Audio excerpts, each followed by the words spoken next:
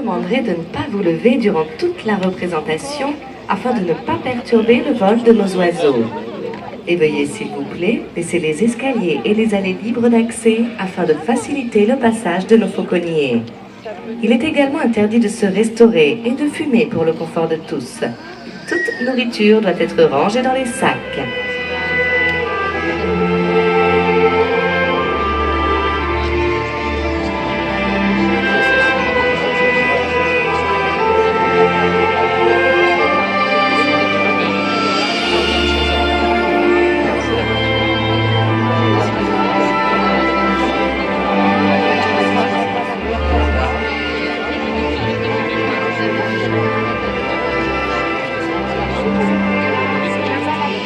Mesdames et messieurs, bonjour et bienvenue au Zoo-Parc de Beauval.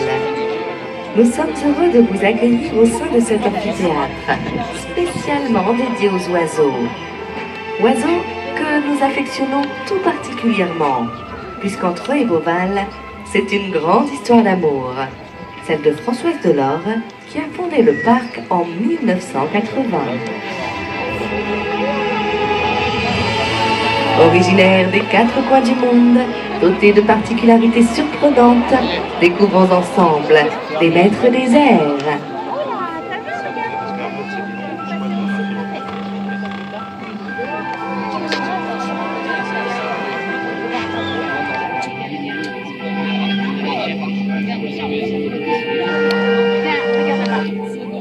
Vivant la nuit, et l'ordre au crépuscule, ces êtres au plumage soyeux ne sont autres que les rapaces nocturnes.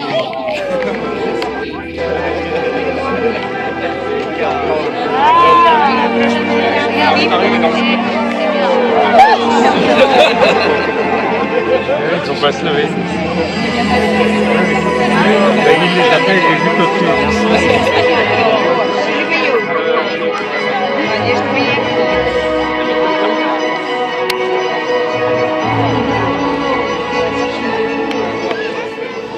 Habillés d'un duvet à l'extrémité de la plume, ils chassent dans le plus grand des silences. Oui, lo sapevo.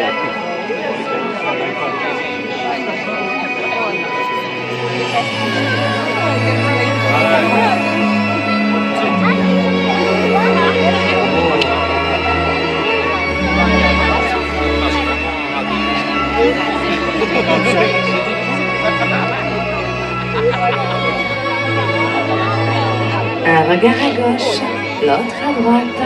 La tête vient d'opérer un tour à 270 degrés. Ils surprennent ainsi la proie que sont les rongeurs et autres petits mammifères.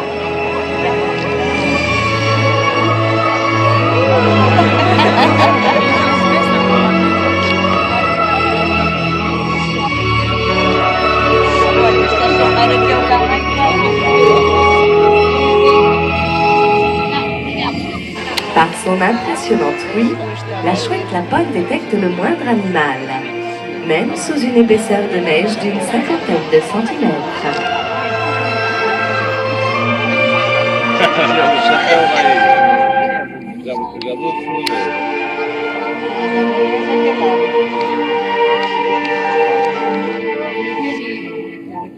Très similaires, chouettes et hiboux se différencient au niveau des aigrettes. Seuls les hiboux, comme ce grand-duc du Bengale, présentent de petits toupets de plumes sur la tête.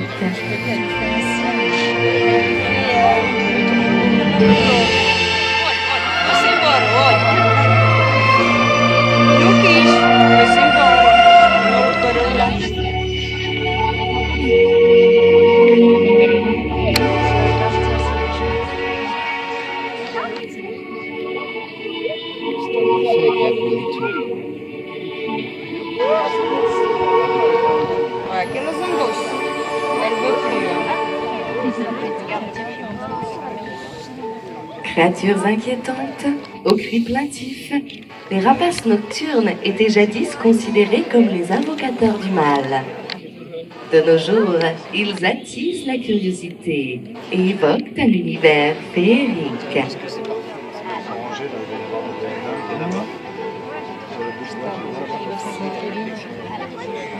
Depuis 1976, toutes les espèces de rapaces sont protégées sur notre territoire.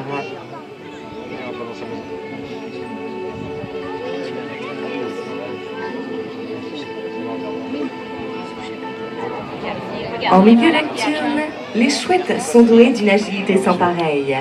Mais certains oiseaux ne demeurent pas en reste et agissent en plein jour.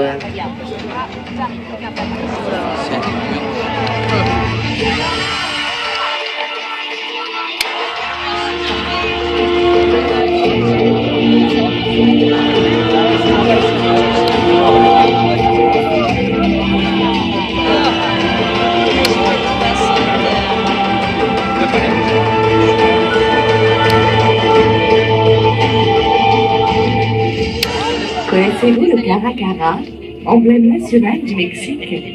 Nous le retrouvons ici, coiffé d'une couronne noire et vêtu d'un plumage brun et crème, accompagné de buses venues de toutes les contrées.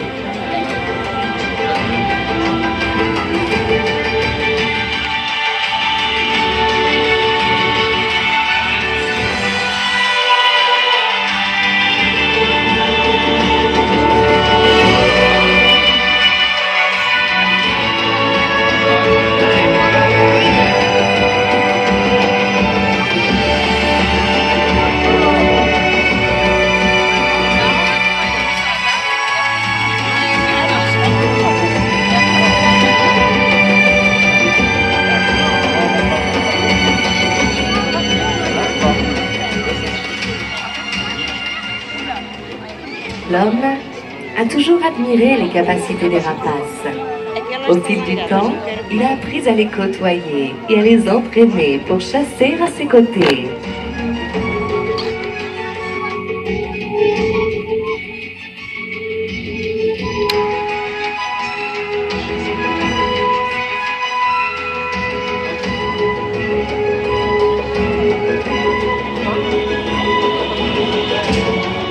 De nombreux pays pratiquent la fauconnerie, du Moyen-Orient jusqu'en Europe. D'origine très diverse, les fauconniers partagent des valeurs, des traditions et des pratiques communes.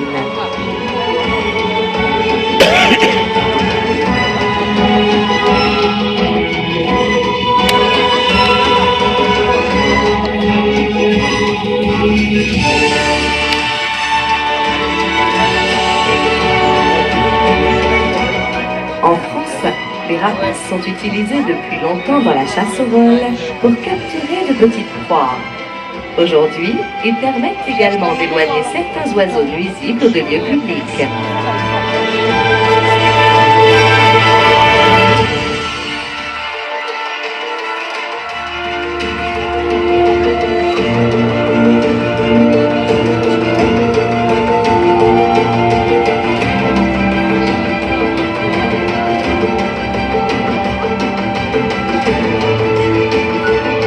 Les oiseaux, avec leurs diverses techniques de chasse très affûtées, ont inspiré les hommes depuis des temps très reculés. Observons dès à présent des méthodes très particulières.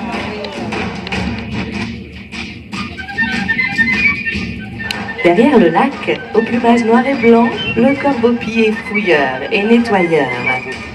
Il peut également s'attaquer aux nids d'autres oiseaux et chercher sa nourriture sous des rochers ou de la végétation. Sur la scène, le Cariama est un fantastique coureur, atteignant des pointes de vitesse de 30 à 40 km/h.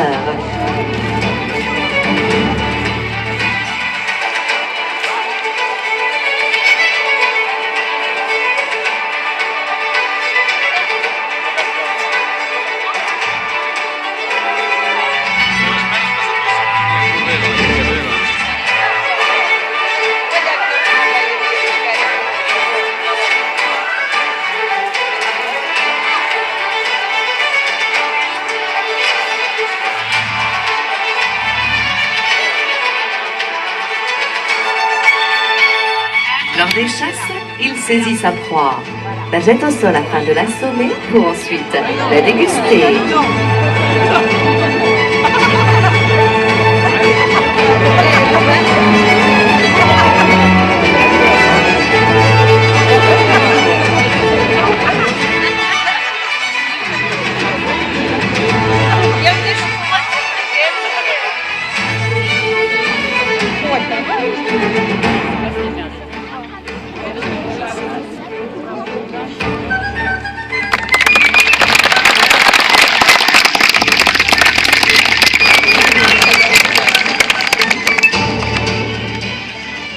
Outre ces étonnants oiseaux, passons à présent aux chasseurs de haut vol. Connus pour être les plus rapides dans les airs, atteignant pour certains 300 km/h en piqué, place aux faucons.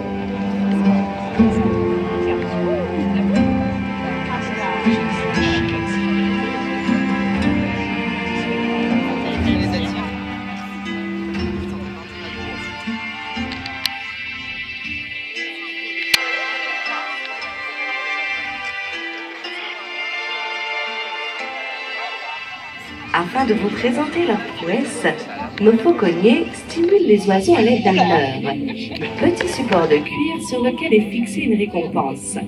Cette technique permet de recréer leur comportement naturel de chasse.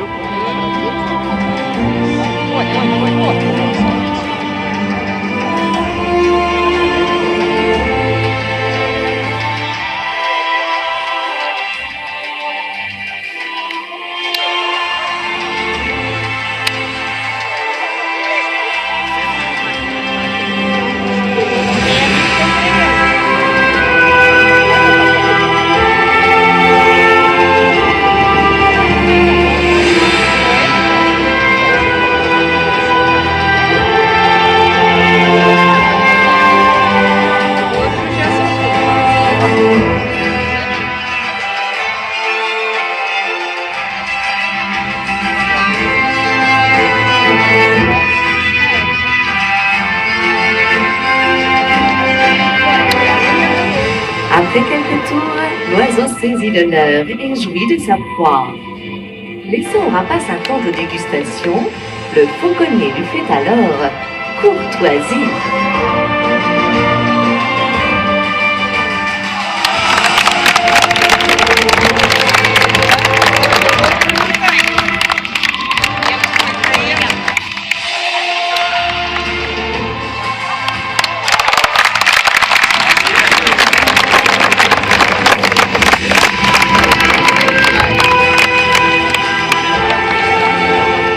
La volerie française possède son propre langage. Affêter signifie amener un oiseau de proie à chasser pour soi.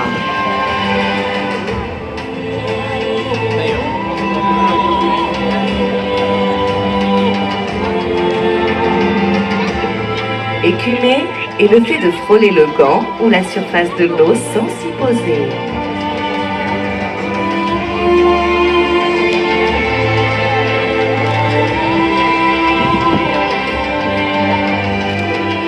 Les jets sont de fines lanières de cuir attachées aux pattes des rapaces, permettant leur maintien au point.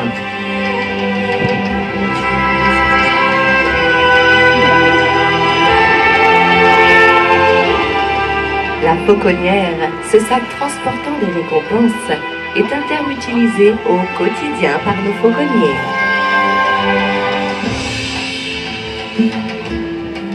Nommé tiercelé, le mâle est un tiers plus petit que la femelle, alors appelée la forme.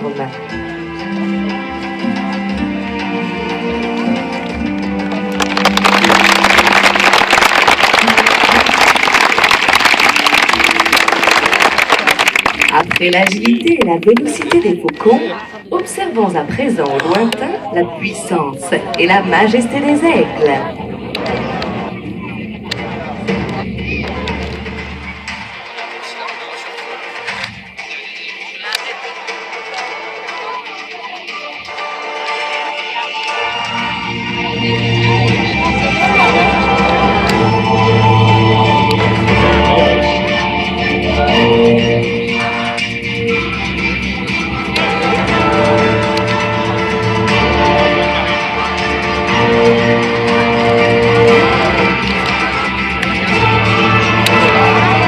Acrobate lors des vols nuptiaux, tel un funambule, l'aigle bateleur doit son nom au terme décrivant autrefois les saltimbanques et autres artistes de rue. Doté d'un plumage aux multiples couleurs, noir, brun, gris et rouge au niveau des joues, il se distingue ainsi des autres oiseaux que nous observons en vol.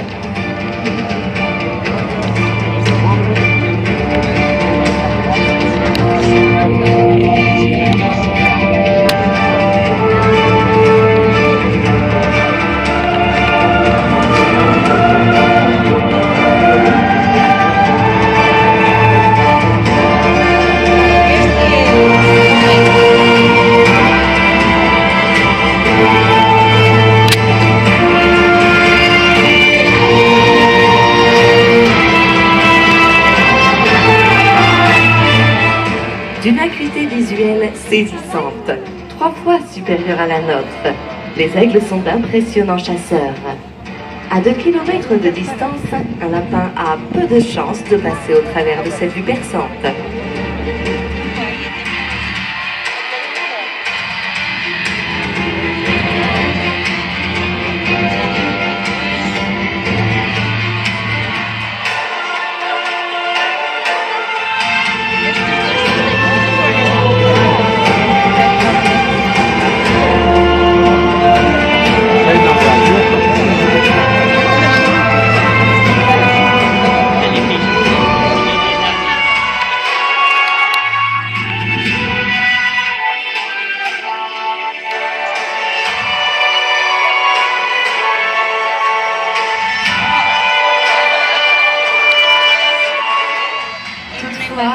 Ces redoutables prédateurs sont entre autres menacés par l'utilisation intensive de pesticides, fragilisant les coquilles des œufs.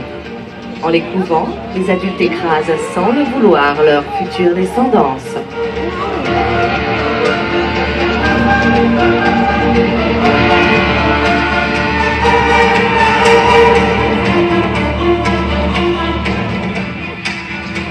Aujourd'hui, nous savons combien ces oiseaux sont utiles à l'homme et bénéfiques à la nature, puisque ce sont des régulateurs d'écosystèmes. Ils limitent la prolifération de petits mammifères comme celle des rongeurs. Un équilibre entre les différentes espèces est ainsi installé.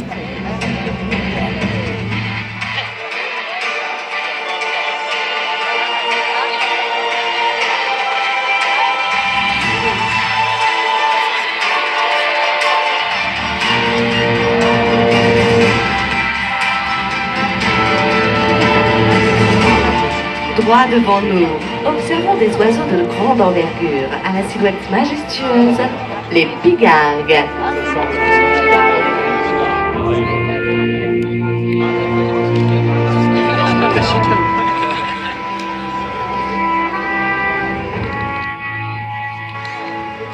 À la technique de prédation particulière, ces aigles pêcheurs s'envolent dans les airs, repèrent leur proie, fondent sur elles et les saisissent de leur redoutable serre.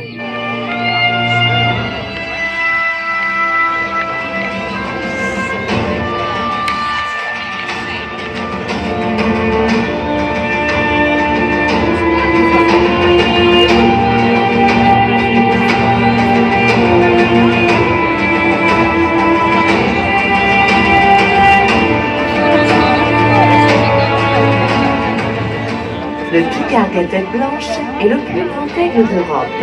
Chasseur hors pair, il est capable de poursuivre ses proies jusqu'à épuisement.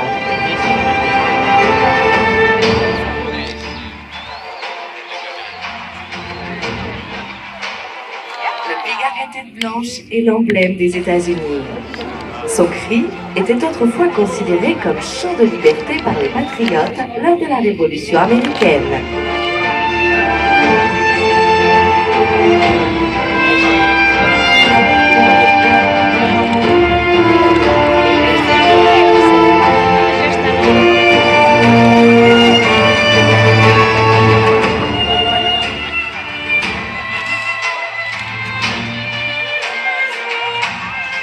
Les rapaces se ressemblent au niveau de leur morphologie.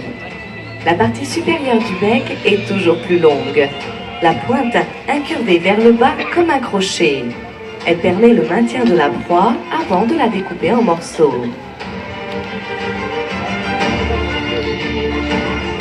Les juvéniles, les jeunes, présentent un plumage plus sombre que les adultes, favorisant leur camouflage. C'est le cas du jeune pigargue à tête blanche situé sur votre droite.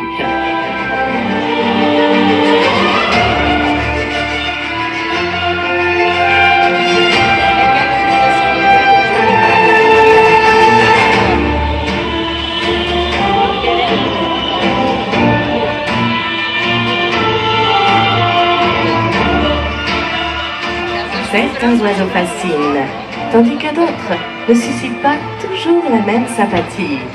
Croyances, mythes et légendes pèsent sur ceux qui vivent cachés dans l'ombre. Ils suivent la mort et en effacent les traces. Voici les charognards.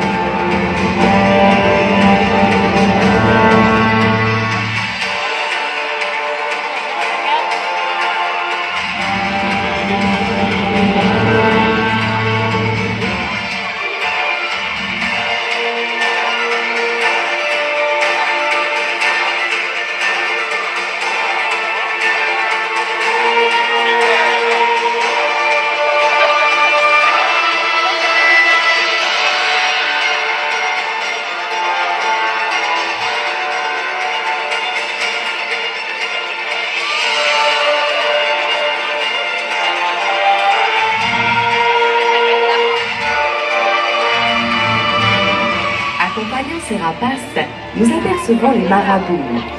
Se nourrissant aussi de restes d'animaux morts, ils partagent avec eux le même régime alimentaire.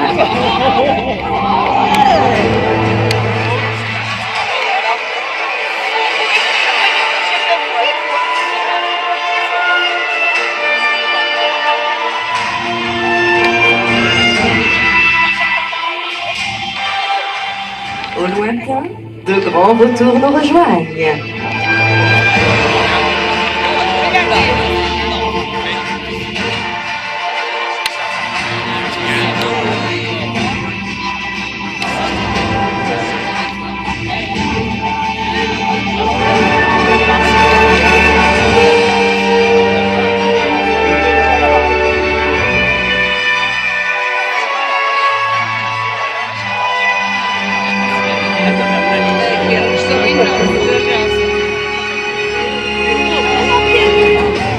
Admirons ces oiseaux. Du plus petit, le vautour palmiste noir et blanc, au plus grand, comme l'incroyable vautour de l'Himalaya. Mais le plus imposant de tous reste cet oiseau au plumage noir, gris et collier blanc, le condor des Andes.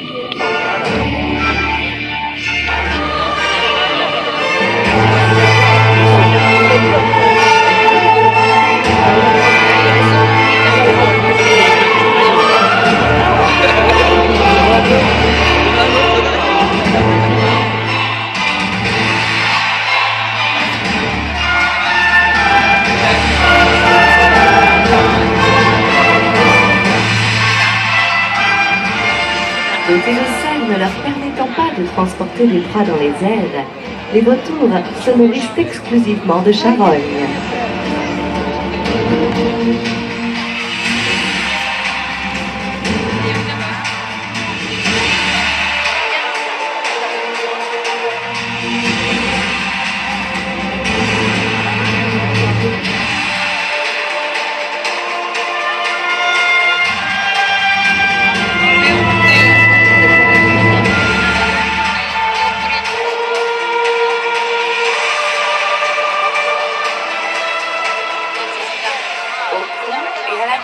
Couverts d'un fin duvet, ils sont capables de fouiller le fond des carcasses sans se souiller.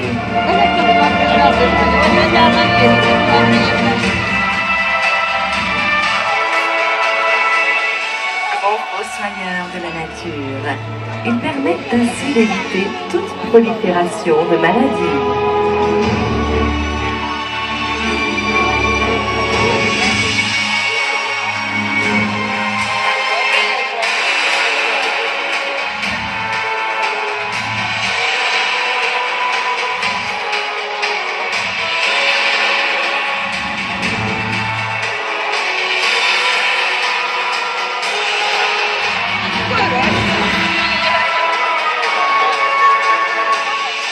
Après le vol planant des charognards, observons des oiseaux dotés d'une grande aisance dans les cieux.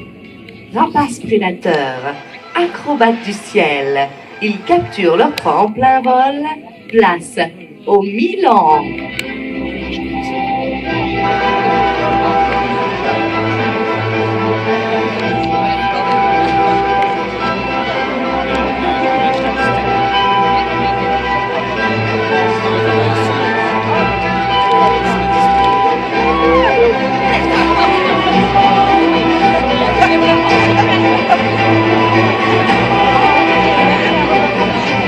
Reproduisant un comportement naturel, Ils récupèrent ici de petits appâts lors de surprenantes cabrioles.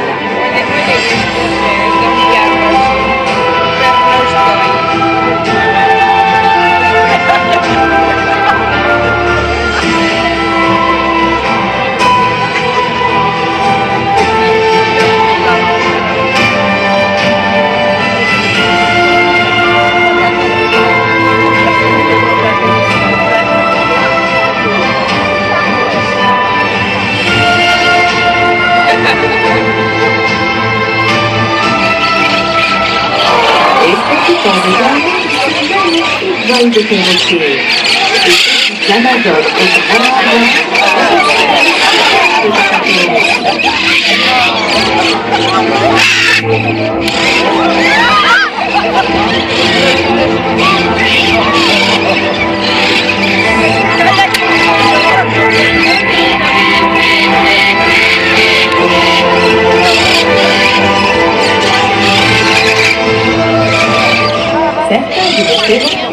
se poser sur vous.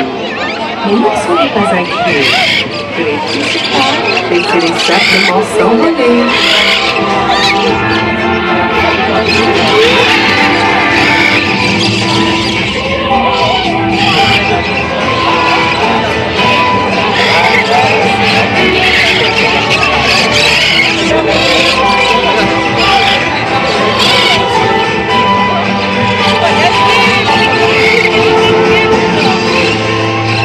Et c'est avec grâce que d'autres géants du ciel nous rejoignent. Les majestueuses grilles, les délicates idoles, les délicates ainsi que les imposants pélicans.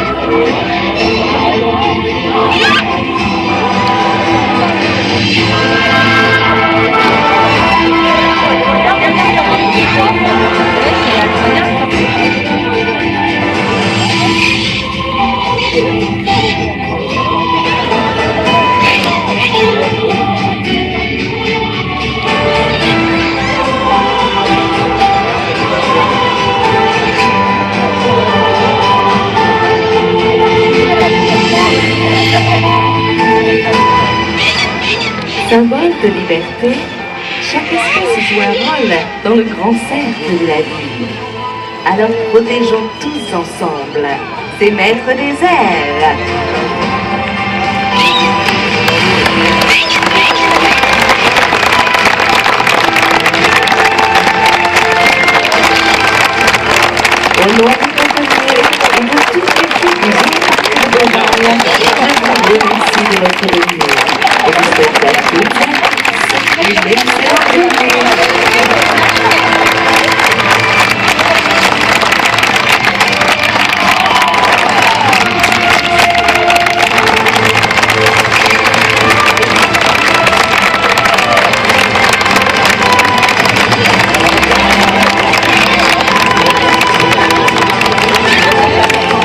Mesdames et messieurs, pour le bien-être de nos animaux, nous vous demandons de ne pas approcher les oiseaux qui sont encore sur la scène.